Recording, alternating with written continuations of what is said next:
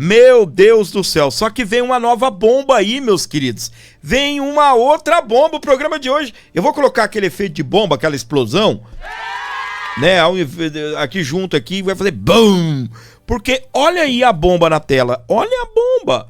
Datafolha vai medir pela primeira vez como o brasileiro vê cada um dos ministros do STF. Doutor Sebastião Coelho. Quem lembra do doutor Sebastião Coelho dando dedada assim na cara dos 11 ministros da Suprema Corte, mais o PGR? Vocês aqui sentados. Eu não me lembro se era os 11 ou era a primeira turma, né? Eu sei que o Sebastião meteu o dedo na cara e todo mundo falou: aqui estão as pessoas mais odiadas do Brasil. Aqui estão as pessoas mais odiadas do Brasil. Aí muitos ministros, né, aqueles que se manifestam, não, veja bem, não sei o quê, que é isso, o advogado veio aqui, falou de nós. Só que presta atenção, meus queridos. A Carmen Lúcia, ela diz que quando ela pega um táxi, né, eu acho que é o táxi que pega ela, né, mas quando ela anda de táxi, ela diz que ouve os taxistas reclamando. Aí não vem com esse papinho, ela não anda de táxi, Fábio, é mentira, pelo amor de Deus, gente. Eu conheço todo tipo de táxi que você possa imaginar. Lá em Rondônia tem um táxi que ele é lotação. Na cidade que eu morava. Como assim lotação? É igual ônibus. Onde ele passa, ele tem uma rota fixa. Se você der com a mão, você entra e vai daqui a ali. Você paga, não sei quanto tá hoje, mas deve estar uns 10 conto. Tu paga 10ão e vai no itinerário dele. Você pode entrar aqui e sair até onde ele vai, até no final. Então custa 10. E eu conheço táxi que custa uma fortuna. Eu moro do lado aqui próximo, né, 15 quilômetros, né, dentro da minha cidade, um bairro que é o segundo bairro mais caro do Brasil. Então você tem táxi de todo tipo. Aí tem gente que vem aqui e fala bem assim: ô gordinho, ela não anda de táxi. Meu filho, tem táxi de todo tipo. Tem táxi executivo, ninguém tá falando que é um táxi simples. E se for um táxi simples também, qual o problema? Só porque ela é ministra da Suprema Corte? Resumindo, segundo ela, isso daqui, meus queridos, ela falou numa reunião que não era para vazar. Não foi ela falar ao vivo na TV Câmara, perdão, na TV Justiça, transmitindo para todo mundo ouvir. Não. Ela falou isso numa reunião fechada. O problema é que vazou aí essa reunião. Mas ela disse numa reunião fechada que a população está insatisfeita com o Supremo Tribunal Federal. Aí agora o Datafolha o que vai fazer? Ele não vai fazer aquela pesquisa. Dona Maria, tudo bem? O que a senhora acha da atuação dos ministros ou do Supremo Tribunal Federal? Não. A pesquisa agora é a opinião sobre cada um dos ministros. O Instituto pretende testar se a opinião pública acompanha suspeitas de envolvimento de ministros no Supremo com o escândalo do Banco Master. Chupa essa uva, porque agora vem bomba aí, tá? Agora vem bomba aí, porque de verdade, meus queridos, nós estamos acompanhando uma verdadeira loucura nesse país, que é essa situação aí, tá? O nosso querido Deltan Dallagnol, ele fez um vídeo conversando com a galera aí exatamente a respeito desse ponto aí, e eu vou trazer para você que acompanha aqui o nosso canal, onde você estiver com a gente, ligado, conectados aqui no nosso programa, beleza? Bora lá! O STF vai enfrentar um novo teste de fogo que vai abalar o tribunal. A Veja publicou hoje uma reportagem que vai tirar o sono de pelo menos 7 dos 10 ministros do Supremo. O Instituto Datafolha vai medir, pela primeira vez na história, como que o brasileiro avalia cada um dos 10 ministros do Supremo individualmente. Nome por nome, nota por nota, ministro por ministro. E eu digo 10 ministros porque você sabe, são 11, mas tem uma cadeira vaga, lembra? O Lula indicou Messias. E essa pesquisa, ela cai no pior momento possível para o tribunal. Presta atenção no que a própria Veja diz. O escândalo do Banco Master colocou a corte, segundo os próprios magistrados ouvidos pela revista, no pior momento institucional desde a redemocratização. Desde 1985, 1988 é o pior momento. E é nesse cenário aí de terra arrasada que o Datafolha resolve colocar cada ministro na cadeira do banco dos réus do júri popular. O eleitor vai poder avaliar o desempenho de cada togado como ótimo, bom, regular, ruim ou péssimo. E a minha aposta é clara. Os resultados, gente, vão ser um banho de água fria para a maioria dos ministros. Vai ser um choque de realidade que vai furar a bolha de Brasília, aquela bolha em que eles vivem, porque pela primeira vez eles vão ver em números frios o que o povo realmente pensa deles individualmente. Isso me lembra o Joaquim Barbosa, lembra quando ele disse para o Gilmar Mendes: sai às ruas, ministro Gilmar, sai às ruas, ou seja, encare o povo, veja como você é avaliado pelo povo. Agora isso vai acontecer. E os números que já existem dão uma prévia do tamanho do estrago que vem. A pesquisa Quaest de março apontou que 66% dos brasileiros, 2 a cada 3, votariam em candidatos a senador que se comprometam com o afastamento de magistrados. 2/3 da população. E um levantamento meio ideia que foi divulgado na quarta-feira passada revelou que 42% dos brasileiros consideram que a concentração de poder que existe no judiciário é preste atenção, principal ameaça à democracia. Isso acima das chagas históricas, como a corrupção política, que ficou com 16,5%. Me diz se você entendeu o tamanho disso. O brasileiro hoje ele tem mais medo do Supremo do que de político corrupto. Gente, isso é devastador para qualquer corte constitucional. Agora eu faço uma ressalva, nem todos os ministros vão sair mal nessa história. André Mendonça, que está relatando os casos do Master e do INSS com tecnicidade, seriedade, independência, institucionalidade, ele deve ter uma avaliação melhor. Da mesma forma, o Fux, que lavou a alma do Brasil de novo essa semana no plenário também. E o Nunes Marques, que vez ou outra acompanha o Fux e Mendonça. Esses três aí, gente, pode ser exceção, mas Moraes, Toffoli, Gilmar e companhia, para eles essa pesquisa vai ser um terremoto. E o mais revelador, gente, é que até o próprio Lula já sabe que o estrago é irreversível. A Veja traz aqui uma declaração do Lula, que precisa ficar gravada. Olha aí. Essas coisas a gente não joga debaixo do tapete achando que o povo vai esquecer. Isso vai ser utilizado na campanha. Todo mundo tem que ter clareza que a extrema-direita vai usar o caso do Banco Master e o envolvimento da Suprema Corte na campanha e vão fazer pedindo voto. Quando o próprio aliado do tribunal avisa que o povo não vai esquecer, imagina o que o Datafolha vai mostrar. Cada ministro vai sair dessa pesquisa com um número colado no seu nome. E esse número vai perseguir cada um deles até o final das suas carreiras, ou se não, pelo menos, até a eleição. Como ali um alvo colado nas costas.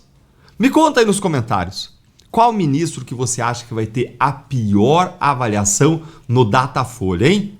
Moraes ou Toffoli? Ou será que Gilmar?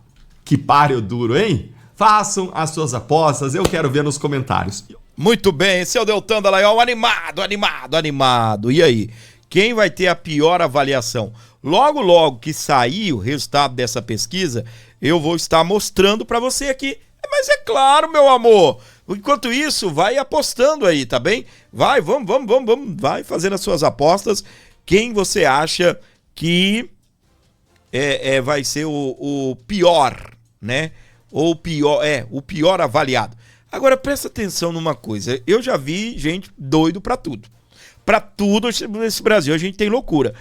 Não esquece, programa corrido, meu irmão. Deixa um comentário aí, ajuda via Pix, por favor. Abençoe esse canal, já vou agradecer quem tá colaborando. E deixa eu falar um negócio pra você, é mais notícia por hora, tá bem? É um negócio aqui, sem aquelas análises, que a pessoa pega 3 conteúdos, fica a manhã toda, a tarde toda falando daquilo. Não. Aqui é porrada, a gente vai mudando de um assunto pro outro e você fica esperto aí, senão você perde o bonde passando aí, beleza? Como eu tava falando pra você, eu já vi todo tipo de loucura aqui, de doideira, piada, interpretação esquisita. Tu acredita que o Jacques Wagner, líder do PT no Senado, ele culpa a TV Justiça pela crise de imagem do STF ao longo dos anos? Segundo ele, um crime cometido lá atrás foi a TV Justiça, transmitindo ao vivo as sessões, deu uma exposição pro bem e pro mal aos ministros muito ruim. A culpa, meus queridos, sabe qual é a culpa? Não é a gente ter lá pessoas boas e pessoas ruins. Não, a culpa é a TV Justiça. Porque transmite. Porque se não transmitisse, eu e você não saberíamos de quase nada, né? Aí a culpa é isso. Meu Deus do céu, eu já vi loucura. Agora essa loucura é uma loucura mais louca ainda. Presta atenção. Olha, eu acho que teve um crime cometido lá atrás, que é um pouco responsável por tudo isso, que é a TV Justiça. O quê? Transmitindo ao vivo as sessões. Eu acho que o controle social não é sobre o que está na cabeça de cada ministro. Ele vai votar segundo a sua consciência.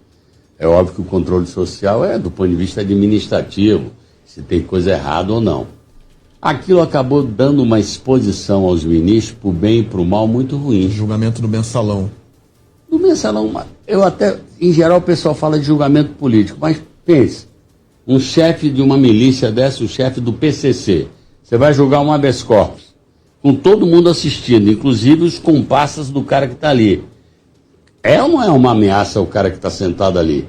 É por isso que em outras democracias, o resultado do Supremo, você só sabe o resultado. Não sabe quem votou assim, assado, se foi por unanimidade. Meu Deus do céu! É ditadura, não é que eles defendem? É ditadura que eles defendem, meu querido. Não é isso que eles defendem? Ditadura, ditadura, meu irmão. Coreia do Norte aqui, ó. É isso que eles querem pra nossa terrinha chamada Brasil. É hardcore mesmo, negócio pesado, pesado, pesado. Né? Não, vamos parar de transmitir. O Lula já defendeu isso. O Lula já defendeu isso. Quando você vê, olha pra mim, olha aqui, ó. Quando você vê o Lula defendendo algo... Pessoal, tô desde de manhã nesse caso, tá? Não existe esse negócio de Ramagem preso, Ramagem foi detido, né? Quando se fala aqui nos Estados Unidos que a pessoa foi presa, ela é um caso de crime, ou seja, um caso criminal. O caso dele não foi, o caso dele foi outro, é só uma questão de procedimento padrão. A Flórida é um dos lugares que é mais rígida com relação a isso, está tudo sendo resolvido. Nós estamos empenhados aqui desde manhã, por isso que eu não fiz a timeline hoje. Vai tudo se resolver em breve, se Deus quiser.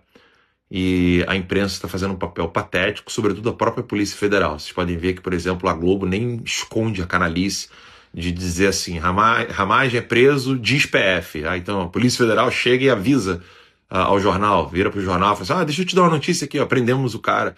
Primeiro que não foi a Polícia Federal, primeiro que foi aqui nos Estados Unidos, é dentro da legislação brasileira, não tem nada de procedimento de conjunto entre Brasil e Estados Unidos, não existe isso.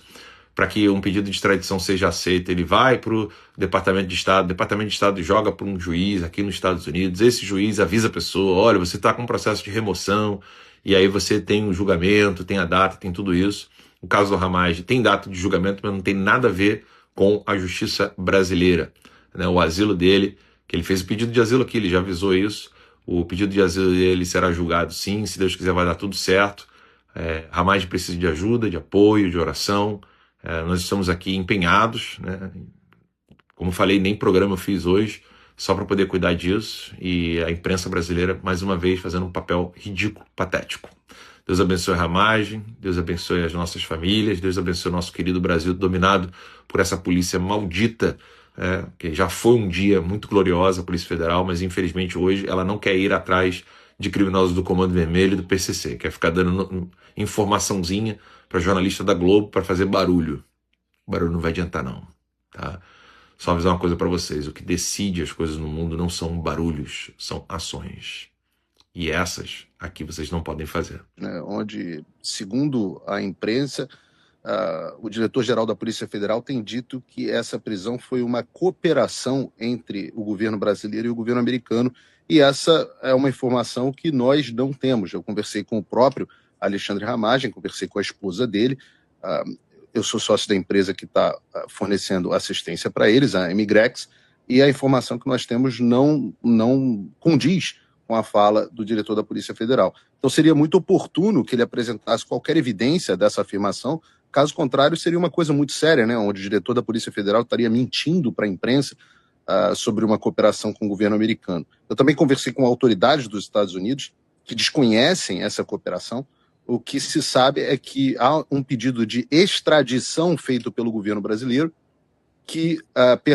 um pedido antigo do ano passado, que permanece ainda sob análise do Departamento de Estado sem nenhuma movimentação. Então, pelo contrário, o governo americano até agora não cooperou com as autoridades brasileiras. E essa detenção foi uma detenção do ponto de vista imigratório. Todo mundo sabe, é de conhecimento público, que o governo Donald Trump tem uma política bastante dura com imigrantes. Mas é importante dizer que o status imigratório do Alexandre Ramagem é, nesse momento, 100% legal.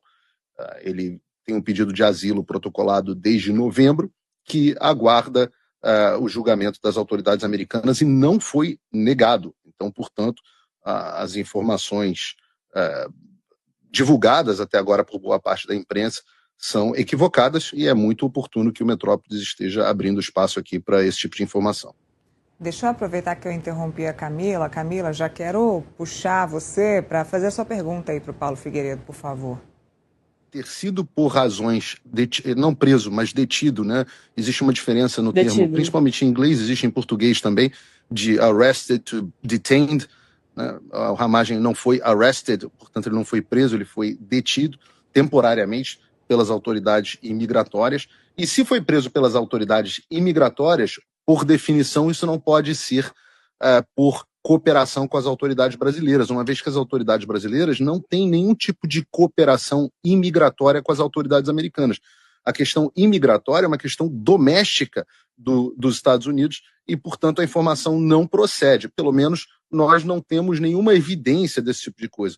Ramagem estava dirigindo, foi parado, pelo menos a informação que eu obtive através da família e do próprio, que ele estava dirigindo, foi parado por uma possível infração de trânsito, apresentou uma carteira de motorista que era carteira brasileira, uma vez que ele ainda não tinha tirado a carteira americana, e quando isso acontece, se verifica o status imigratório. Como ele ainda não há uma concessão de asilo permanente a ele, o ICE foi chamado. A Ramagem está, nesse momento, conversando, está com acesso, continua conversando conosco, conversou com os advogados, está sendo acompanhado também por advogados, e a expectativa é que ele seja liberado o mais brevemente possível. Infelizmente, o ICE aqui nos Estados Unidos funciona, parece até um pouco o serviço público brasileiro. O ICE aqui é muito demorado, o processo imigratório aqui nos Estados Unidos é muito sobrecarregado pela quantidade enorme de imigrantes, principalmente que entraram durante o governo Biden aqui.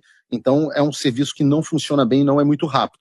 Mas a nossa expectativa é que ele seja liberado o mais brevemente possível, e eu acho que a narrativa do Andrei vai ficar um pouco prejudicada, mas veremos. Ô, Paulo, de acordo com... eu queria, então...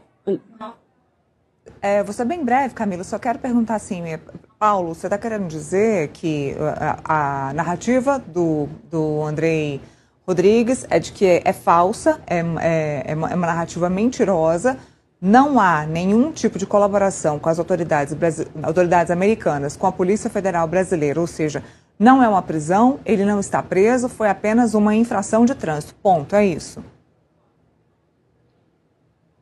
Eu estou dizendo categoricamente que eu acho que o diretor-geral da Polícia Federal está mentindo. Tá? Nós não temos conhecimento de nenhuma cooperação. Agora, isso não impede que haja uma detenção por imigração, que é normal, faz parte, outras pessoas passam por isso, é uma coisa que vem acontecendo aqui com milhares de pessoas.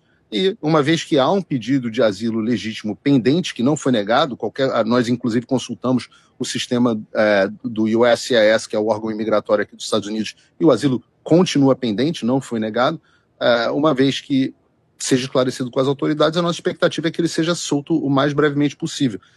O que existe um pedido das autoridades brasileiras de extradição, e é importante fazer essa distinção para o nosso público, Neila, porque nós temos dois nomes que podem parecer parecidos para a audiência, mas são coisas diferentes. Uma coisa é a deportação e a outra coisa é a extradição. A deportação acontece por razões imigratórias, nunca por pedidos de uma autoridade estrangeira. A extradição, esse sim é o mecanismo de cooperação internacional entre os dois países. Até agora, o pedido de extradição, portanto, o pedido de cooperação feito pelo Brasil, não foi concedido Pelo contrário, o governo americano sentou em cima, dá para dizer nesse sentido, porque até agora não passou nem da primeira etapa, que seria a análise preliminar do Departamento de Estado. E muitas pessoas confundem como que funciona o governo americano. Há um desconhecimento muito grande na própria imprensa, e é normal. Eu só acho que os jornalistas que desconhecem esse assunto deveriam evitar comentário. Eu estava vendo agora em uma outra emissora, um sujeito, uma emissora grande, um sujeito dizendo, não, porque o Departamento de Estado até hoje não concedeu o asilo do Hamas. Falou, olha, querido, sequer é o Departamento de Estado que concede asilo. O Departamento de Estado lida dos Estados Unidos para fora. Quem concede asilo internamente é o Departamento de Homeland Security, o Departamento de Segurança Doméstica nos Estados Unidos. Então, há um desconhecimento muito grande sobre esse assunto, e a imprensa dissemina muitas vezes informações que não são verdadeiras. Camila, por favor. Eu queria, Paulo, entender, então, em qual estágio nós estamos agora. Você disse que Ramagem segue em contato com a família, com vocês. Ele está detido nesse centro lá aí na Flórida, né? Lá na Flórida. Mas o que é necessário, então, para a soltura dele agora, já que, como você falou, essa detenção foi por uma razão, por essa questão de uma infração de trânsito. Então, a partir dessas informações que você está trazendo para a gente, o que é necessário agora para a Ramagem ser solto? Quais são os próximos passos?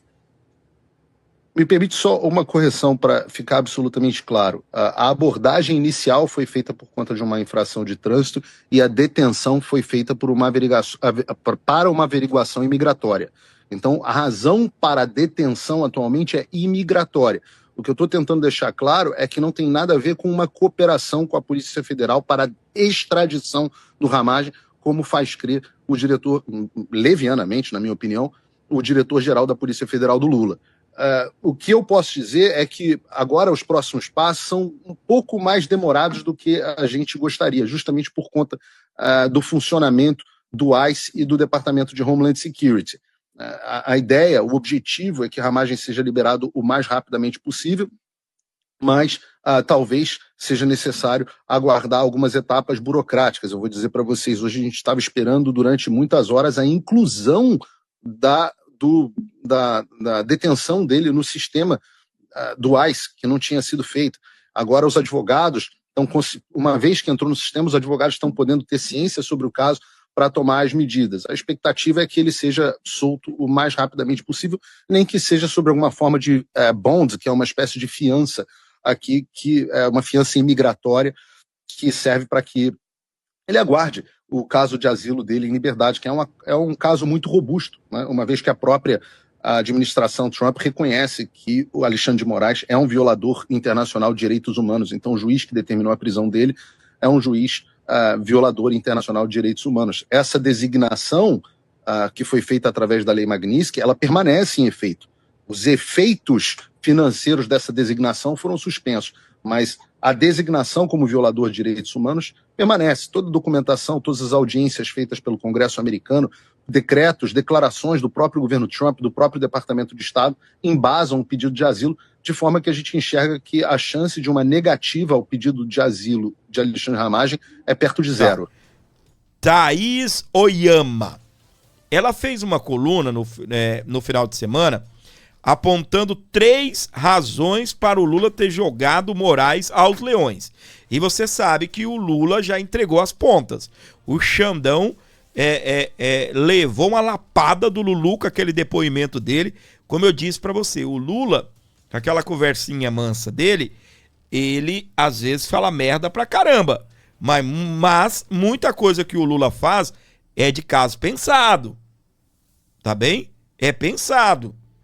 Eu tava falando aí que os caras estão culpando a TV Justiça, que transmite as sessões, e aí eu e você, algumas sessões, a gente consegue saber como cada um dos ministros votou exatamente. Mas tem que dar publicidade. Pela ideia deles, eles querem só dar publicidade do que votaram, não do detalhamento do voto, entendeu? Aí, como eu falei pra você, é tudo pensado. O Lula já defendeu isso. Apareceu o Jacques Wagner defendendo, não é à toa. Agora, olha só. Naquela fala do Lula, parece ser simples, ele falando errado, o Lula fazendo assim, né? Você viu que agora ele conversa assim? Tem que ver. Então ele conversa desse jeito. Ali, meu querido, ele jogou uma bomba no peito do Alexandre de Moraes, mas uma bomba. Eu falei pro Moraes, pro companheiro Moraes, vai dar problema na identidade, né, daquilo que ele construiu até aqui, na imagem do ministro. Beleza. O Lula falou aquilo, como eu disse pra você, ele jogou uma bomba. Ele defendeu o quê?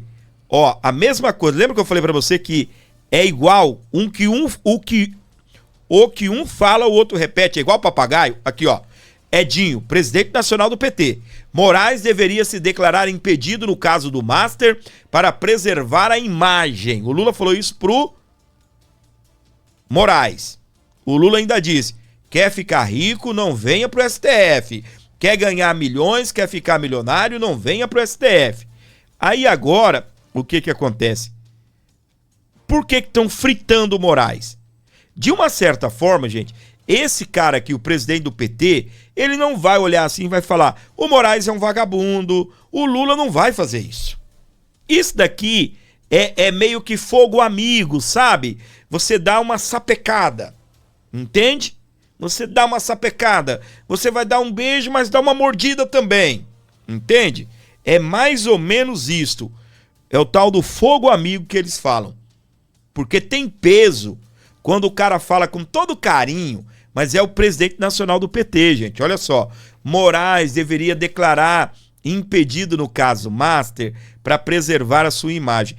Isso daqui é meio que falar: esse cara tá todo errado, tá tudo bagunçado o que está acontecendo. O Lula falou a mesma coisa. Aí agora o que acontece? A menina que eu esqueço o nome dela, eu acho que tá aqui, Thaís Oyama. Entre as razões dos 3 motivos, o último me chamou muito a atenção. A gente já falou sobre isso, mas a gente continuaremos falando, que um assunto vai complementando o outro. Ó, a terceira razão para o petista buscar distanciamento sanitário. Sanitário é limpeza, né?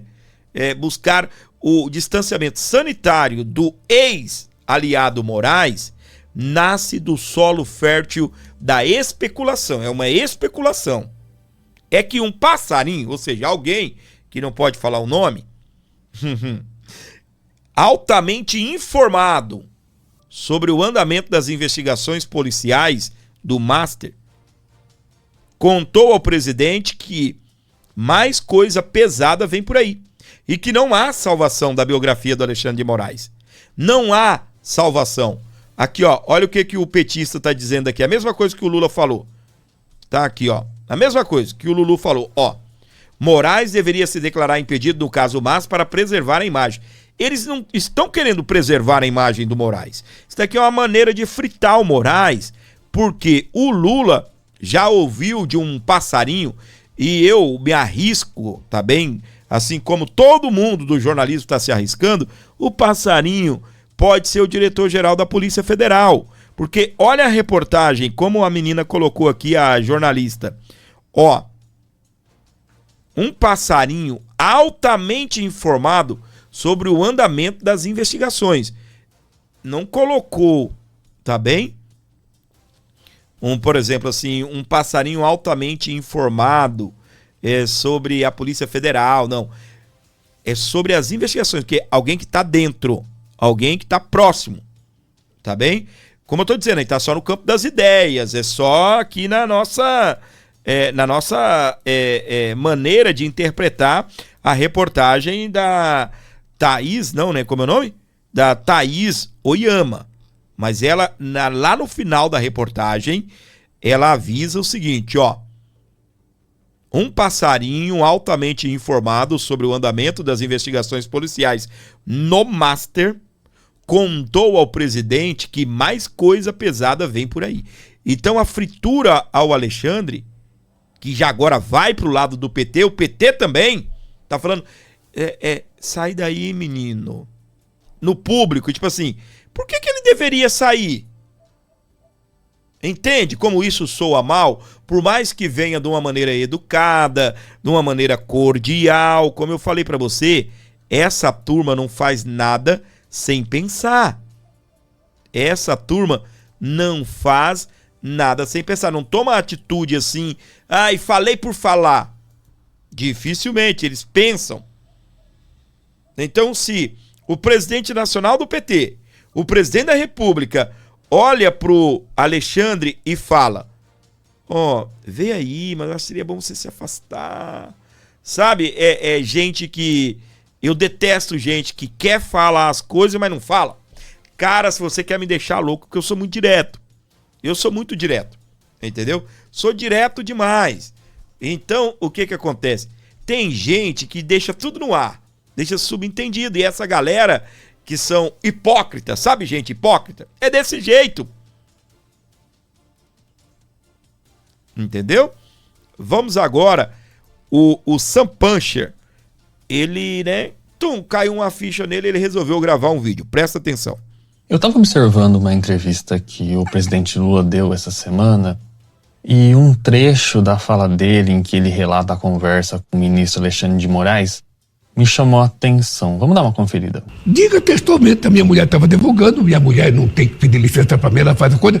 Eu só prometo que aqui na Suprema Corte, caso da minha mulher, sabe, eu me sentirei impedido de votar ou qualquer coisa, né?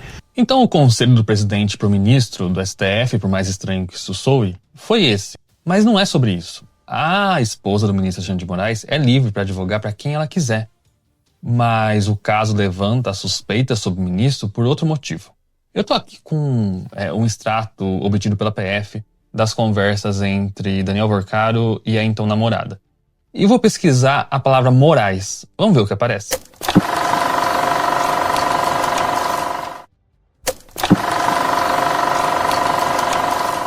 Também há uma citação a um encontro com Alexandre. O Metrópolis também já havia publicado que Alexandre de Moraes e Daniel Vorcaro se encontraram em mais de uma ocasião. E a jornalista Malu Gaspar, do jornal O Globo, revelou que Moraes e Vorcaro trocaram mensagem de visualização única pouco antes da prisão do ex-banqueiro. Portanto, o problema, ao contrário do que disse o presidente Lula, não é a esposa do ministro advogar para quem quer que seja, mas é o próprio ministro ter ligações próximas com o então banqueiro que estava em muitos problemas com a justiça. E várias perguntas sobre essa relação ainda não foram respondidas. Tem bomba no ar, não é? Cadê o efeito bomba? Eu vou colocar aqui. Prometo pra você, vai ter o efeito bomba, tá bem? Logo, logo eu vou colocar aqui o nosso efeito bomba. Para você ligado aqui comigo, acompanhando o nosso canal, gente, abençoe o meu programa, eu preciso de você, tá bem? Traga qualquer valor, abençoe esse canal. O Pix é importante pra gente continuar tocando o barco aqui. Ai, Fábio, eu não posso. Não, meu irmão, não tô te pedindo 200 mil, não. Tô te pedindo um Pixinho aí de 10. Você pode mandar 10. Não posso, Fábio, eu posso mandar 2, posso mandar 5. Manda 2, manda 5, fique à vontade, a gente vai continuar com o programa. Tá bem? Já vou trazer o doutor André Marcílio aqui, arrebentando com tudo, mas ajude o nosso canal. Dê uma moral aí, ó. O Raimundo Felizardo, ele mandou 20 conto. Valeu, Raimundo! Grande abraço, é lá do Maranhão. Mandou um WhatsApp aqui pro Gordinho. E valeu, meu querido. Grande abraço pra você, tá bem? Grande abraço. Gente, deixa eu falar um negócio pra você. Você que colaborar com o meu programa, aí me manda o comprovante. É o nosso sinal. Você mandando o comprovante, eu vou te colocar num grupo único e exclusivo para quem colabora com o canal. Eu vou fazer, por exemplo, fazer um vídeo. Eu vou fazer um vídeo com a informação bombástica. Eu vou jogar dentro do grupo. Não vai para TikTok, não vai para Instagram, não vai para YouTube. Eu vou fazer conteúdo exclusivo para você. Tá bem? Eu vou fazer conteúdo exclusivo para você. Então, vai ter um grupo agora, que vai ficar dentro desse grupo apenas quem é colaborador do canal. Tá bem? E aí a gente vai colocar programa exclusivo. Não programa, né? Vamos colocar vídeos exclusivos, notícia exclusiva. Então, você que quer entrar nesse grupo, você me manda o comprovante do Pix. Ai, Fábio, mas é só quem pagar. Tem também o outro, porque quem quer entrar, normal, sem mandar o Pix, tá bem? Esse é só para mantenedores. Eu vou criar um nome, a gente vai ver aqui como a gente vai chamar isso, tá bem? Patrocinadores não, mantenedores, alguma coisa nesse sentido, tá bem? Sócio fundador, algo nesse sentido, tá bem? Colaborou, eu já vou colocar no grupo e aí você vai ficar comigo ali o tempo todo, a gente vai conversar, trocar uma ideia, beleza? Doutor André Marcília, arrebentando, tá um pouco meio rouco. Lula rompe de vez com o STF. Veja o motivo. Vamos lá. Esse fim de semana, uma notícia que é inacreditável. Não é só no Brasil isso é possível. Seria cômico se não fosse trágico. Mas a Folha diz que petistas estão começando a criticar o STF para reduzir desgaste com o caso Master e quebrar monopólio da direita. Eu vou te explicar por que o Lula agora começou a ser o inimigo número 1, supostamente inimigo número 1 do Supremo, e qual a estratégia dele por trás disso.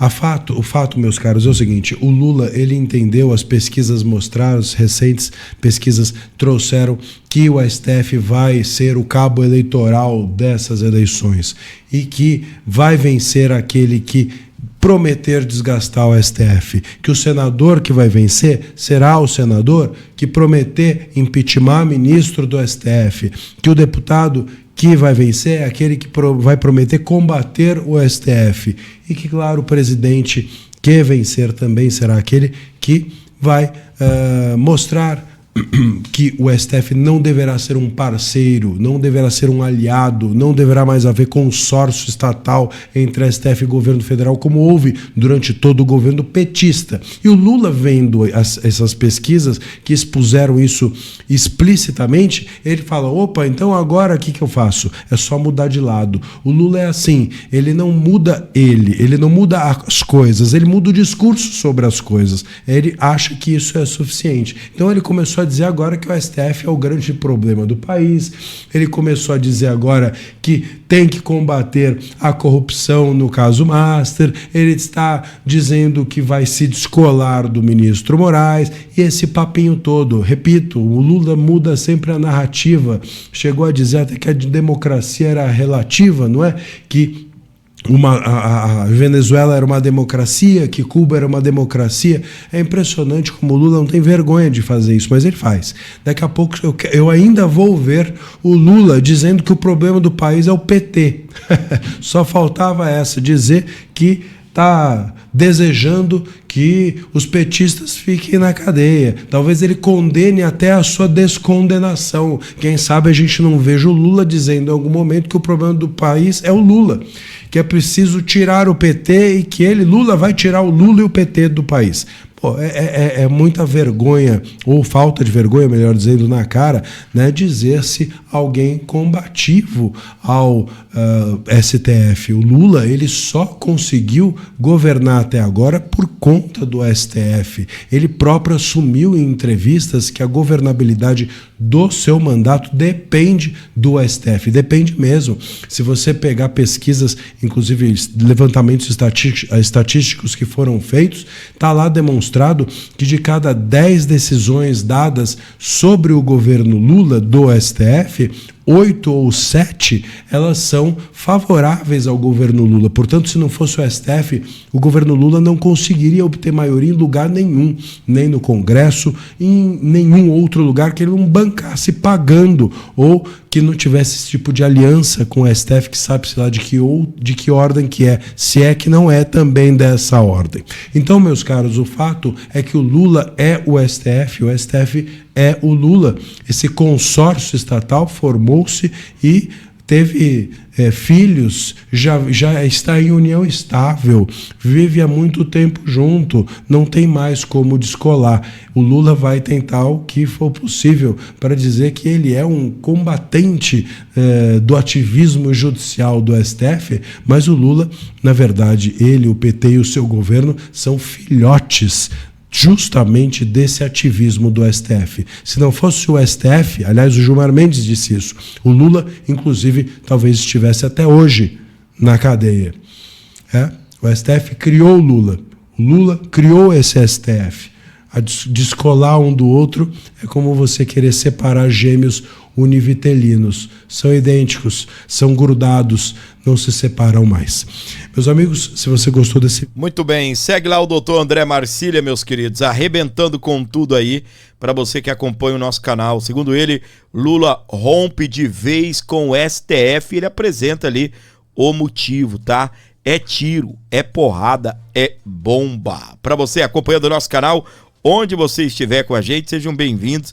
Não esqueça, gente, deixar o like, não se esqueça de compartilhar e ajudar o nosso programa aqui. Isso ajuda demais aqui o nosso canal. Eu coloquei uma enquete aqui no canal, tá? Em postagem, perguntando quem você quer como vice do Flávio. Zema, Michele ou a Tereza Cristina, tá? Aí, o que acontece? 80% estão dizendo que tem que ser o Zema. 4% a Tereza e 16% a Michele. A maioria esmagadora quer o Zema como vice, né? Eu nem sabia que o Zema é tão querido assim, tá? Mas, meus queridos, ele foi pra cima aí do Alexandre de Moraes. Tá na tela, vamos acompanhar. O Moraes quer calar a boca do Vorcaro e tá usando uma ação do PT do Lula para fazer isso. O Moraes tem medo da delação do Vorcaro porque a esposa dele, nós sabemos, recebeu 80 milhões de reais do Banco Master. Para fazer o quê? É isso que o Vorcaro vai dizer na delação. É isso que o Moraes quer esconder de todos. Os intocáveis, nós sabemos, têm medo. Chegou a hora de acabar com a farra dos intocáveis de Brasília. Meu nome é Zema. O Moraes... Tá brabo, Zema, né? Vai dizer que tem que mexer nos intocáveis. Pra você ligado aqui no nosso canal, meus queridos e queridas de todo o Brasil brasileiro, bem-vindos a bordo aqui ao nosso programa. E o Flávio, meu amigo Flávio, tem gente parcelando o arroz e o feijão no cartão de crédito. O senador afirma que metade da população adulta brasileira está com o nome sujo na praça. Tem o vídeo dele, né, arrebentando com tudo aí, e a gente vai trazer para você aqui agora no nosso programa as falas do nosso querido Flávio Bolsonaro. É urgente acabar com esse ciclo de miséria e destruição. É urgente resgatar o Brasil. Vamos acompanhar aqui no nosso canal. A crise é grave. Metade da população adulta no Brasil está com o nome sujo na praça. Isso não é pouca coisa. É uma âncora, um peso absurdo na vida de mais de 80 milhões de pessoas. É algo que vai muito além de atrapalhar o João Maria a financiar um carro, comprar uma geladeira nova ou fazer uma viagem com a família. Para uma parcela gigante desses 80 milhões de brasileiros, isso representa comer menos. Significa panela vazia. E quase 20% desses brasileiros não está conseguindo pagar nem as contas de água e luz. Não tem dinheiro pro básico, pro mínimo. Tem gente parcelando o arroz e o feijão no cartão de crédito. O governo Lula diz que dá o gás e tira a comida. Como o governo do PT gasta mais do que arrecada e aumenta impostos para arrecadar ainda mais às custas do suor do trabalhador brasileiro, a taxa de juros no Brasil é uma das maiores no mundo. E é ela que serve de referência para calcular os juros da sua dívida. Ou seja, os juros no Brasil estão altos por causa do governo Lula e a sua dívida aumenta por causa dele. É o governo do PT te deixando no vermelho, impedindo você de organizar a sua casa e a sua vida. E sabe o que é pior? É que não para por aí. Além dos juros altos, o governo do PT deu mais uma punhalada nas costas de milhões de brasileiros. Um apagar das luzes quando ninguém estava prestando atenção. No dia 29 de dezembro de 2023, quase na virada do ano, o Lula sancionou a lei número 14.790, a chamada Lei das Bets. Ela regulamentou os sites de aposta no Brasil. O resultado tá aí. Um monte de gente se iludindo, achando que vai ganhar dinheiro apostando, gastando até o que não tem e no final perde tudo e ainda fica endividado. Lula criou o problema e fica fazendo discurso vazio sem apontar a solução. Enquanto isso, você paga a conta pela tragédia do governo do PT. Depois de tudo isso que eu te falei, você pode até continuar gostando do Lula, sei lá, né? Mas goste mais de você, goste mais da sua família e vem com a gente arrumar a casa e recolocar o Brasil no caminho da prosperidade. Uau, meus queridos! E Flávio! Arrebentando com tudo, nosso querido Flávio Bolsonaro, meu amigo Flávio, não é? Ele é muito sábio. Tem gente parcelando arroz e o feijão no cartão de crédito. Ô miserê desgraçado que tem que ir embora, meus queridos. Eu não vejo a hora dessa turma do cão sair daí. Sai daí, Satanás. Sai de fasto, demônio. Vai procurar sua turma. Cê é louco. Sai daí, rapaz. Muito bem. Para você ligado aqui comigo, nos acompanhando onde você estiver, na programação do Abordo Notícias, curtindo o nosso canal, sejam bem-vindos, gente. Não esqueça de deixar o like, não se esqueça de compartilhar, levar para frente também, ajudar aqui o meu canal através de um Pix, qualquer valor aí na tela. Abençoe aqui o nosso Abordo, gente. Ajude o nosso programa. Presta atenção, tá? O negócio tá esquisito lá em Brasília, gente. O negócio tá feio. O negócio tá estranho pra caramba, né? A reportagem da CNN desse final de semana destacando que tem traição à vista no Senado.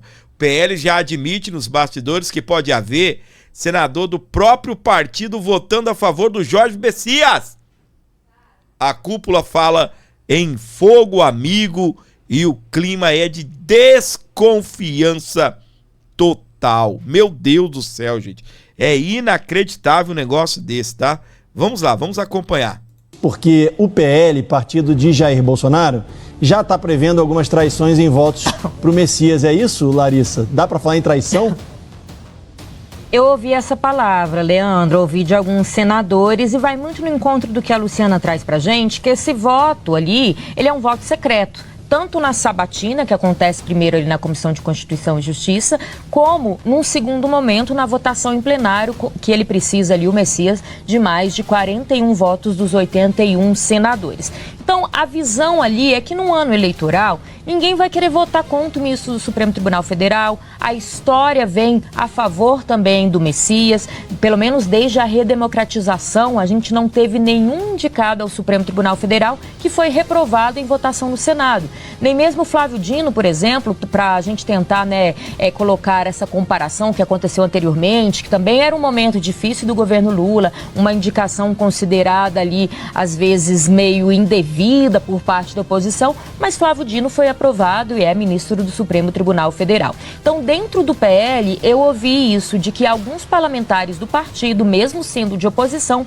por conta dessa votação secreta, que acaba os protegendo de críticas, do eleitor, ou mesmo da própria legenda e de outros parlamentares que são do mesmo partido, e por conta dessa votação secreta, então deve ter algum tipo de traição, algum voto do PL para aprovação de Messias. Dentro do Centrão é mais ou menos essa ideia, a boa parte se posicionando contrária, mas essa parte, acredita-se, vai ser dividida na hora da votação com alguns votos favoráveis. Neste momento, há um certo otimismo dentro do Palácio do Planalto pela aprovação do Messias. Mas a gente escuta ali um placar muito apertado, então ninguém está cantando vitória antes da hora. Por isso, essa semana e também nos próximos dias, até o dia da sabatina, mais no fim do mês de abril, Messias deve voltar a se reunir, fazer aquele famoso beijamão, percorrer os corredores do Senado Federal em busca de votos. Leandro.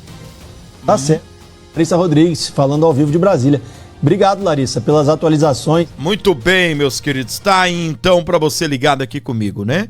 Então, tem gente do PL que vai votar no Jorge Messias. Ai, meus queridos. Meu Deus do céu. A cada dia que passa, a gente fica numa situação que eu vou te falar, hein? A cada dia que passa, parece que essa turma, começa a explodir tudo, hein? O Gilmar Mendes, ele diz que o Jorge Messias está à altura do STF.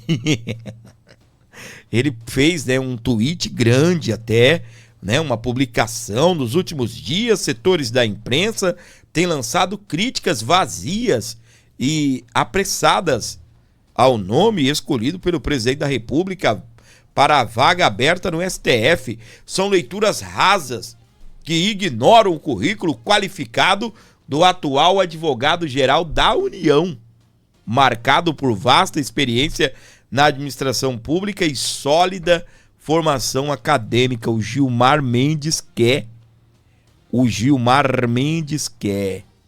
Já o doutor André Marcília falou o seguinte: o pau que rola na internet é que Gilmar Mendes já tuitou elogiando a indicação do Messias ao STF.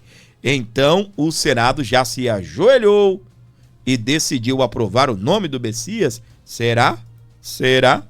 O meu querido Didi Red Pill, eu não sei se você conhece ele. Se não conhece, conheça o canal dele, porque vale a pena, é um cara ajeitado de bom. Ele disse o seguinte, hein? O Careca não quer o Messias. Parece que o Alexandre de Moraes pulou fora disso daí. Vou trazer aqui a análise do nosso querido Didi Red Pill aqui no nosso canal. Fala, meus amigos, beleza? Veja bem, a disputa nos bastidores do STF pela indicação ao Supremo Tribunal Federal do próximo ministro na vaga de Barroso mostra um movimento intenso entre Moraes e o presidente do Senado, Davi Alcolumbre, e o então cotado para a vaga, Jorge Messias. Segundo informações publicadas pelo jornalista Lauro Jardim, houve resistência por parte de Alcolumbre à indicação de Messias para o STF, um movimento coordenado entre ele e Moraes, que não quer o Messias como colega na corte. Messias, que ocupa o cargo de advogado-geral da União, surgiu como um dos nomes preferidos do presidente da República para a vaga, justamente por sua obediência canina a Lula e ao PT. Seria, na visão de Moraes, mais um petista no Supremo, como são Zanin e Dino. E por isso, sua indicação encontrou obstáculos por parte do ministro, que preferia alguém alinhado a ele, como Pacheco. Porém, a disputa não se limita apenas ao legislativo. A quem cabe aprovar ou não o nome indicado por Lula. Lauro Jardim sugere que havia também diferentes preferências dentro da própria corte e, por isso, Moraes não demonstrava entusiasmo com o nome de Jorge Messias. Nunca o apoiou publicamente e fez um enorme esforço junto a seus colegas para que o nome de Messias não fosse sequer indicado por Lula. Moraes veria com melhores olhos uma alternativa mais alinhada a seus interesses pessoais de poder, com maior trânsito político no Congresso, como o ex-presidente do Senado, Rodrigo Pacheco.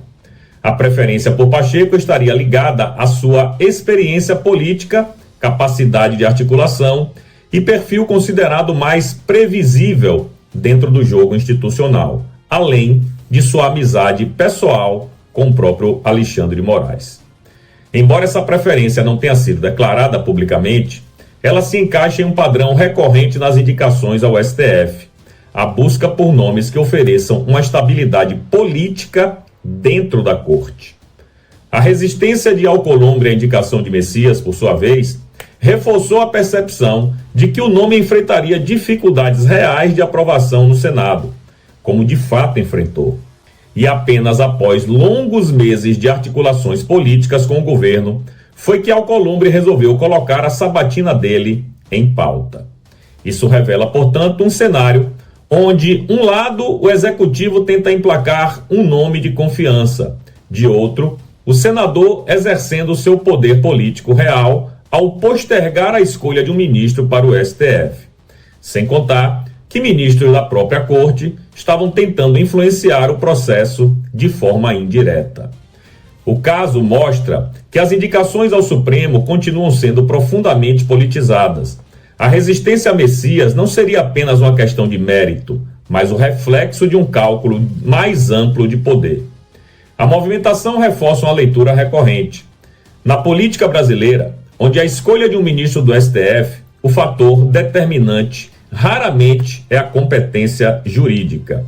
Trata-se, sobretudo, de uma equação política, na qual alianças definem quem de fato chegará à mais alta corte do país. E a gente tem visto que as últimas indicações do presidente Lula foram todas ligadas ao seu quintal, ao seu rol de amizades, como foi o Flávio Dino, amigo de Lula há décadas, e o Zanin, o seu ex-advogado. Tudo isso é uma vergonha, não só para a Suprema Corte, mas para o Senado, que aprovou essa patifaria. E vem aí, muito provavelmente, mais um amiguinho de Lula, um subserviente que fará absolutamente tudo que Lula e o PT assim determinar, sem independência nenhuma, que será o Messias.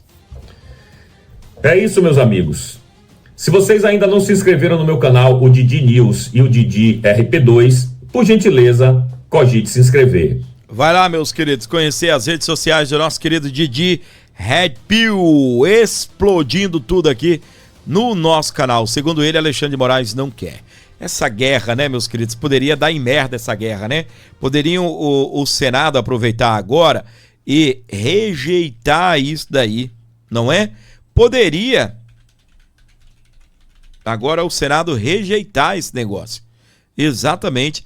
E acabar com esse negócio aí e sei lá, deixar essa briga pro ano que vem, não é? Para outro presidente aí, ou sei lá, né? O Lula indicar outra vaga, né? Sei lá se esse cão volta, né? Vai que volta! Para você ligado no nosso programa, sejam todos bem-vindos a bordo. O bicho tá pegando, meus queridos. O negócio explodindo. Tá um corre-corre em Brasília. Eu vou te contar tudo a partir de agora. Mas presta atenção.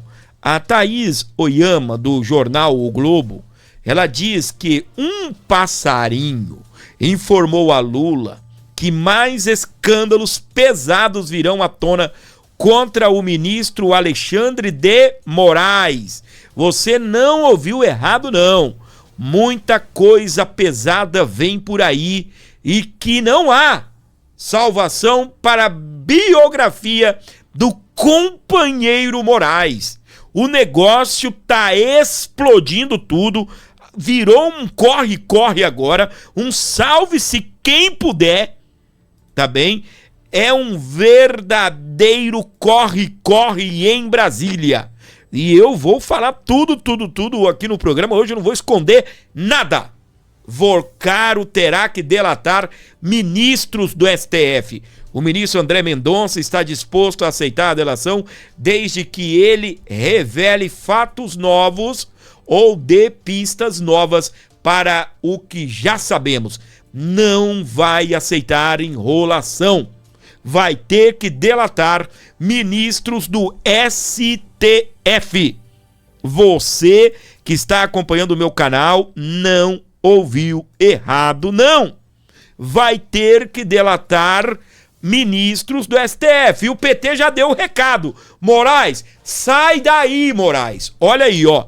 Depois do Lula, do descondenado, agora foi a vez do Edinho, que é o presidente do PT, presidente nacional. Moraes deveria se declarar impedido no caso do Master para preservar a imagem. A imagem de quem? Dele ou do Lula? Dele ou do PT? Dele ou do PT? A cada dia que passa está mais complicada a situação desses dois aí, hein? Ó, defesa de Vorcaro acelera delação sob risco de mudança no STF. A ação aceita por Moraes para ir a julgamento pode restringir acordos e pressionar a estratégia do ex-banqueiro. Eu não te falei que tá um corre-corre em Brasília? Não falei? Então presta atenção que eu vou trazer agora a repórter lá do Portal Metrópolis. Do Banco Master corre contra...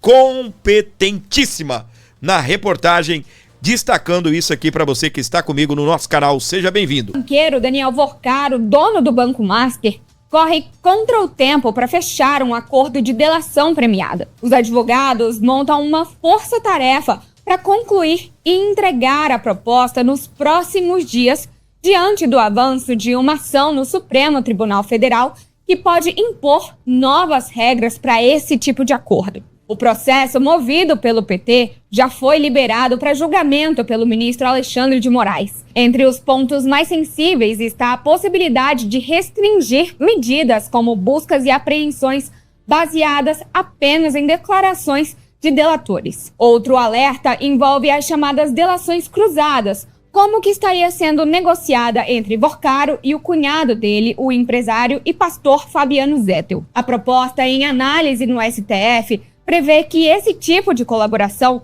não tenha valor por si só, exigindo provas adicionais. Hoje, Vorcaro está na segunda fase da delação. Ele assinou um termo de confidencialidade com a Polícia Federal e o Ministério Público Federal em março, após ter a prisão mantida pelo Supremo. As duas instituições conduzem juntas a negociação, numa tentativa de evitar falhas que possam comprometer o acordo. Mesmo assim, investigadores avaliam que o processo não deve avançar com a rapidez desejada pela defesa. Isso porque o caso é considerado complexo e depende de análise de dezenas de anexos e provas. A Polícia Federal, inclusive, analisa dados de 8 celulares apreendidos com o banqueiro. Para que a delação avance, Vorcaro também terá que apresentar novos fatos e indicar possíveis envolvidos acima dele na estrutura investigada. Preso desde o dia 4 de março na operação que apura fraudes financeiras envolvendo o Banco de Brasília,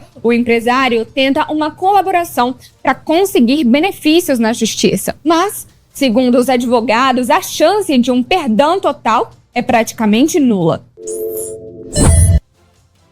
Muito bem, meus queridos, tá aí então, não é? Começou o corre-corre em Brasília, começou a correria danada, o negócio pegando fogo por lá. Calma, calma, meu amor, a gente vai te contando tudo aqui, eu vou liberando as informações para você que está acompanhando o nosso programa, o negócio explodindo de vez, tá bem? Eu quero é que pegue fogo no parquinho. Sabe quem tá animado também com esse negócio, quer que pega fogo também? É o querido deputado Gaye. Ele produziu um vídeo aí maravilhoso e está arrebentando tudo. Bora lá, Gaye, a carinha dele, bora lá, menino. Perto, mas essa corrida o Brasil vai acompanhar de perto. Mas antes de falar sobre o que está acontecendo nessa disputa entre Vorcaro e Moraes, uma coisa a gente tem que dizer, gente. O Moraes é um cara diferenciado. Eficiente, rápido, ágil, criativo. Ele, só para você ter uma ideia, quando a COAF começou a vazar as movimentações absurdas da esposa dele, Moraes proíbe o COAF de investigar movimentações atípicas. O Comando Vermelho e o PCC vibraram de alegria. Imagina, todo mundo que é criminoso no Brasil tá festejando. Aí, de repente, o Moraes, que usou a delação sem fundamentação nenhuma, através de coação e intimidação, para prender Bolsonaro e mais uma dezena de pessoas, se vê como sendo o objeto de uma outra delação, que é a do Vorcaro. O que o Moraes decide fazer? Puxa lá de 2021 uma ação do PT, uma ação que o PT entrou, isso não pode ser esquecido. O PT queria acabar com as delações, porque senão não ia sobrar ninguém da esquerda. Então ele pegou uma ação que ele tinha arquivado, presta atenção, ele arquivou essa ação para poder condenar Bolsonaro. Depois que o Bolsonaro está condenado, agora que ele é o alvo de uma delação, ele retira essa ação para anular as delações de pessoas que estejam presas e vários outros critérios que ele vai, basicamente anula a delação. Aí a defesa do Vorcaro ficou sabendo disso, obviamente, e eles pensaram, minha nossa, agora se o Moraes conseguir aprovar isso no plenário do STF, o Vorcaro vai ficar preso para sempre, porque ele não vai poder fazer delação mais. A defesa do Vorcaro entra em modo desespero. O banqueiro Daniel Vorcaro, dono do Banco Master, corre contra o tempo para fechar um acordo de delação premiada. Os advogados montam uma força-tarefa para concluir e entregar a proposta nos próximos dias, diante do avanço de uma ação no Supremo Tribunal Federal que pode impor novas regras para esse tipo de acordo. O processo movido pelo PT já foi liberado para julgamento pelo ministro Alexandre de Moraes. Entre os pontos mais sensíveis está a possibilidade de restringir medidas como buscas e apreensões baseadas apenas em declarações de delatores. Qual que é o medo do Alexandre de Moraes? Se o Vorcaro faz uma delação dizendo que sim, vou dar um exemplo para você. Sim, o Moraes me ajudou a bloquear algumas investigações, Se ele fala isso na delação, aí a Polícia Federal pode pedir pro Fachin autorizaria e a Polícia Federal faria uma busca e apreensão na casa do Moraes. Imagine uma coisa dessa aqui, cara. Busca e apreensão na casa do Moraes. O que o Moraes está tentando fazer? Ele pegou uma ação que ele tinha arquivado para votar no plenário, para que não possa ter busca. Tipo assim, gente, volta aí para mim, por favor, senão eu vou ter busca e apreensão, cara. O Vorcaro vai falar. Meu Deus do céu. Outro alerta... Peraí, deixa eu voltar aqui, porque eu esqueci. Vamos lá. Envolve as chamadas delações cruzadas, como que estaria sendo negociada entre Vorcaro e o cunhado dele, o empresário e pastor Fabiano Zettel. Lembrando, Alexandre de Moraes voou 8 vezes nos jatinhos, né? 7 vezes no do Vorcaro. E uma vez, que não pode ser esquecido, foi nesse cara aqui, ó. Voou no aviãozinho dele, um avião que não tem táxi aéreo, ou seja, ele não pode vender trajetos, como o caso da empresa lá do avião do Vorcaro. Então não tem explicação em por que o Alexandre de Moraes voou no avião desse cara. Não tem explicação, a não ser que ele estivesse pagando algum serviço aí pro Moraes. Pastor Fabiano Zettel. A proposta em análise no STF prevê que esse tipo de colaboração não tenha valor por si só, exigindo provas adicionais. Hoje, Vorcaro está na segunda fase da delação. Ele assinou Cara, você tá de brincadeira? O Moraes, a cada ação que ele toma, ele tá assumindo a culpa. Vocês entendem isso? Ele tá admitindo que ele é culpado. Só que como ele é ministro do STF, ele vai usar todas as suas ferramentas, todas as suas prerrogativas para tentar barrar isso aí. Termo de confidencialidade com a Polícia Federal e o Ministério Público Federal em março, após ter a prisão mantida pelo Supremo. As duas instituições conduzem juntas a negociação. Lembrando, André Mendonça, André Mendonça, Deus te escolheu. Peraí, André Mendonça, senhor ministro André Mendonça, se alguém conhece o André Mendonça, sim, tem o WhatsApp dele, passa para ele, por favor. Deus te escolheu, cara, não tem outra explicação. O Brasil tá afundado na lama da corrupção, chega a ser pornográfico. O povo estava desanimado, as pessoas estavam desanimadas. Deus colocou na sua mão a ferramenta para limpar essa nação, para passar a régua. Não aceite acordo, não aceite articulação, não seja STF Futebol Clube, seja Brasil Futebol Clube. Cara, você tem tudo para entrar para a história desse país, assim, seriamente, para ser uma personalidade que as pessoas vão estudar e vai ser falado nos livros de história. Você foi colocado aí por uma razão. Você sofreu, você foi humilhado várias vezes pelo próprio Alexandre de Moraes, mas tudo aconteceu da forma que Deus escreveu. Você está aí por uma razão, não desista. O Brasil está orando por você, André Mendonça. Sem brincadeira, eu sei de gente que chega para mim e fala, estou orando pela sua proteção, porque eles acham que vão fazer maldade contra você, e para que você tenha coragem de fazer o que é certo. Então, nessa corrida entre Vorcaro e Moraes, os dois vão perder, porque o Brasil tem que ganhar. Uau, meus queridos, é isso aí, arrebentou com tudo o nosso querido Gustavo Gaia, né? Quem quer que esse país seja passado a limpo e tá torcendo por essa corrida aqui? Eu concordo com o Gaia. Pra mim, essa corrida aqui vai perder os dois. Quem tem que ganhar com isso daqui é o Brasil. Quem tem que ganhar com isso daqui é o ministro André Mendonça, arrebentar tudo, prender todo mundo, colocar atrás das grades quem é crime de prisão, quem é crime de outro tipo de coisa, explodir tudo. Minha gente, não se esqueça de deixar o like, não se esqueça também de ajudar o nosso programa aqui, dar essa moral pra mim, por favor, e ajude o nosso canal, tá bem? O motivo dessa correria, desse corre-corre é isso daqui, ó. Alexandre de Moraes libera para a pauta do STF a ação que questiona limites da delação premiada. O Gaia explicou tudo aí, mas vale a pena a gente tocar no assunto novamente, né? Delação premiada agora tem que ter limites, meus queridos. Engraçado, para o Bolsonaro não precisava ter limites. Para o Jair não precisava de limite nenhum. Mauro Cid reinou, não é? Mauro Cid reinou.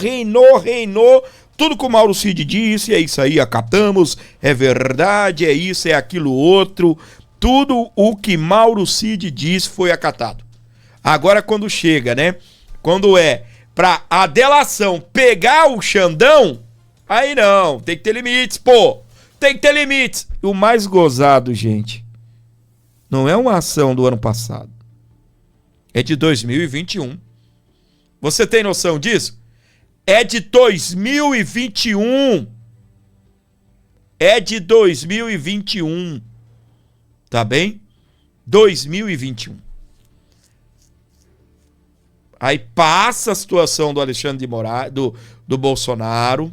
Eles fazem toda aquela pressão em cima do Mauro Cid para delatar, para entregar, para inventar. Se vira, senão nós vamos prender a sua mulher, nós vamos prender a sua mãe, nós vamos prender o seu pai, nós vamos prender... Não é mãe, tá bom? É sua mulher, sua filha, tá? A filha maior. Olha só.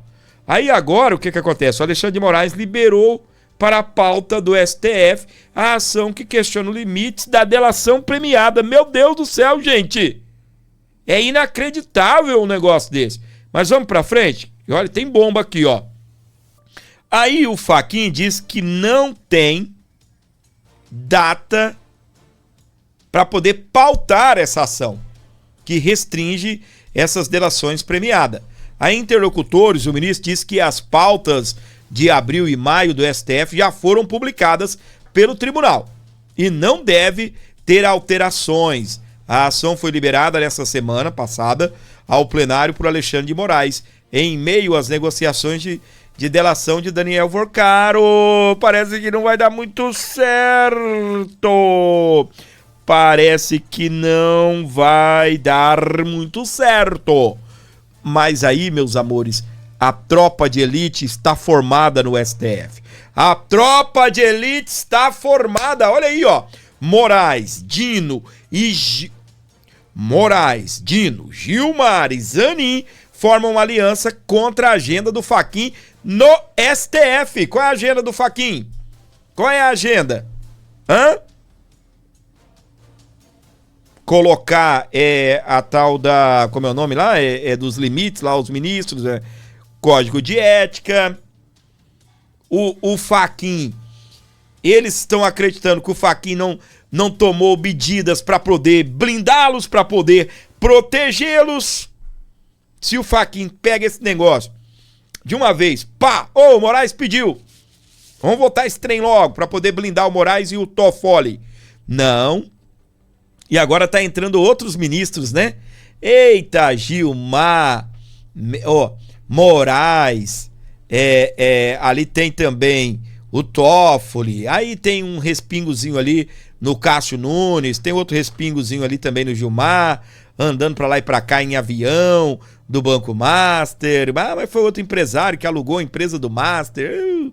Coisa linda de se ver. Por motivos diferentes, ministros criticam o presidente da corte e cobram defesa mais enfática de colegas em meio à crise do Banco Master. Investigação sobre relação de Vorcaro com ministros reconfigurou a atuação de grupos integrantes do tribunal. Eles formaram ali uma espécie de galerinha, sabe? Meus queridos, a turminha do Moraes. Exatamente, ali é a turma do não mexa com a gente. Aqui é nós que manda. Tá bem? Moraes, Dino, Gilmar, Zanin e... É isso aí, Moraes, Dino, Gilmar e Zanin. Eu não sei como não levaram ainda o Gilmar Mendes para aquela primeira turma, né? Eu não sei como, rapaz, não levaram o Gilmar Mendes lá para a primeira turma, tá? Não sei como, mas tá aí. Informação para você, da onde é essa informação? Da Folha de São Paulo, tá? Da Folha de São Paulo. Em meio a tudo isso, meus queridos, em meio a tudo isso, tá? Nós temos ainda a situação do Paulo Gonet. E o Paulo Gonet, minha gente? E o Paulo Gonet que não resolve absolutamente nada, não é? É para se abrir uma investigação contra os ministros. Já pediu OAB, São Paulo pediu já, a imprensa está cobrando no modo geral, mas a gente viu vários jornais cobrando isso, o Estadão. A gente viu também, além da OAB, aquela entidade, aquela ONG, Transparência Internacional. A gente vê vários órgãos cobrando, além da sociedade, os políticos, né? pessoas do jurídico também cobrando. PGR investiga os ministros PGR, mas o PGR não investiga. Lá no programa 4x4, aí está a nossa queridíssima Ana Paula Henkel, Lacombe e também o Consta falando a respeito disso aí, tá bem? A gente vai reagir aqui ao nosso programa a respeito do que o Paulo Gonet, depois de todo mundo cobrar, ele falou, não tem motivo para investigar ministro, não. Tem não. Para investigar ministro, tem que ter indício de crime. Não tem crime. O Gonet é mais um para a gente colocar naquela longa lista de inúteis, né, no Brasil, porque ele é um prevaricador, é um agente do sistema, desse sistema montado por Alexandre de Moraes. Lembrando que ele foi sabatinado naquela sabatina dupla, vamos passar todo mundo correndo, ele e o Flávio Dino, né, para resolver logo isso. Então, muita gente focada no Flávio Dino e não prestou atenção no Gonet, mas uma vergonha. Agora, não vê indício, é inacreditável, né, porque a própria Polícia Federal está mostrando todos os indícios de que não apenas o Alexandre de Moraes, mas Dias Toffoli os dois podem estar envolvidos em todo esse esquema. Agora, tem Tayaya, tem as mensagens, né? O Vorcaro mandando mensagem para um celular, né? Usado pelo Supremo Funcional, usado pelo Supremo Tribunal Federal, e aí conseguiu bloquear, mandando para o Alexandre de Moraes, né, ali nas conversas entre o Vorcaro e a ex-noiva dele. Acabei de encontrar com o Alexandre, o ministro, aquela coisa. Então, um contrato de 129 milhões de reais, a mulher recebeu 80, mas há um contrato de 129 milhões de reais, ou seja, o problema, amigos, é claro que a gente pode discutir os personagens e as ações dos personagens, todos eles. Mas o fato é que a nossa sabatina do Senado, antes a gente falava um chá das 5, agora eu já vou abusar um pouquinho do meu francês, é uma palhaçada aquela sabatina. E agora nós vamos para mais uma, né? Mais uma sabatina, daqui a pouco estamos falando do Messias. Ou seja, é claro que os agentes que estão ali, e são agentes, não dá pra gente ficar falando PGR, ministros, são agentes políticos infiltrados nas nossas instituições. E uma instituição muito importante que é a Suprema Corte. Agora, não dá mais para aguentar senador fazer cara de paisagem naquela sabatina, não declarar o seu voto, porque o voto é secreto, a gente não sabe, mas a gente tem que continuar fazendo pressão, sim, para que eles declarem o voto, porque senão a gente vai cair nisso toda vez, porque o ministro fulano de tal, mas vamos voltar à fita. Se não consertarmos o Senado e posteriormente as sabatinas, não adianta, a gente vai ficar reclamando disso aqui o tempo todo. Pode ser com Flávio Bolsonaro presidente, Zema, Caiado, Reagan, Churchill, quem quer que seja. Se não há um Senado altivo para colocar uma sabatina decente, firme, a gente vai ficar falando desse tipo de gente para sempre. Muito bem. Sobre isso também, sobre a sabatina aí do Messias, nós vamos falar daqui a pouquinho aqui no nosso canal, tá bem? Para você ligado na nossa programação, sejam bem-vindos. Vai se chegando dando like, vai se inscrevendo aqui no nosso canal, fortalecendo o nosso programa também através de um Pix, qualquer valor.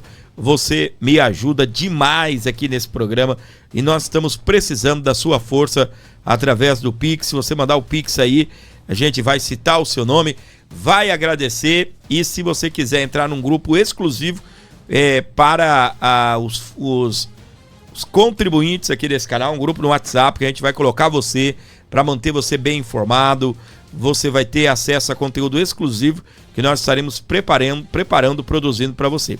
Então contribua com qualquer valor e me manda aqui o comprovante ou me chama no WhatsApp.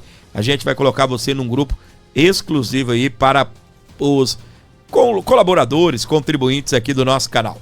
Beleza? 11 95275 3898 11 95275 3898 para você abençoar o nosso canal, para você fortalecer o abordo, para você trazer qualquer valor aí e dar essa força sensacional pro meu canal. Por favor, gente, ajuda, é o que eu peço para você, tá bem? Enquanto isso, manda o nome da sua cidade agora no chat, no comentário. Deixa o nome da sua cidade. Ei, você aí, ó, deixa o nome da sua cidade, que eu vou mandar um beijão todo especial para você que está sintonizado aqui no nosso canal, onde você estiver com a gente. Está nos acompanhando, muito obrigado pelo carinho, muito obrigado pela audiência maravilhosa. Se inscreva Não perca o nosso programa por nada.